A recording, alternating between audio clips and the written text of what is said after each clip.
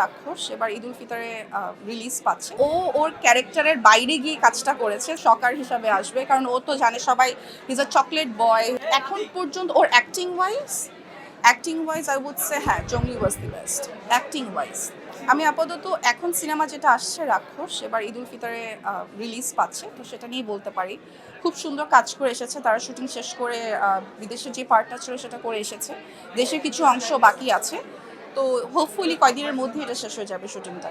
রাক্ষস নিয়ে বলতে যাচ্ছে, আপনারা অবশ্যই হলে এসে দেখবেন, একটু ডিফারেন্ট একটা সিনেমা। ও ওর ক্যারেক্টারের বাইরে গিয়ে কাজটা করেছে, সো এটা একটুখানি একটা শকার হিসাবে আসবে, কারণ ও তো জানে সবাই ইজ আ চকলেট বয়, একটা ভালোবাসা টাইপের ছেলে, কিউট ছেলে, হ্যাঁ, কিন্তু সেটা এখন এই সিনেমাতেও ওর এটা আছে, ভালোবাসার ছেলে, বাট ও positive in a negative way. পোশাক আশাক এবং মেকআপ, কিভাবে আমি চুল রাখবো, সব কিছু কিন্তু নিজের উপর ডিপেন্ড করে, নিজেকে কেমন লাগছে।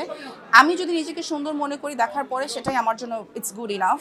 আমার আসলে অন্য কারো কাছে সুন্দর হওয়া, অন্য কাউকে ইমপ্রেস করা, আমি আসলে এটাতে বিশ্বাসী না। আমার কাছে মনে হয় আমি যদি নিজেকে মনে হয় আমাকে ভালো লাগছে, I am happy with that. আমাকে আরেকজন কমপ্লিমেন্ট দিবে, আরেকজন বলবে যে না সুন্দর লাগছে, আমি এই জন্য রেডি হচ্ছি, আমাকে আরেকজন বলবে, আসলে সেটার জন্য না।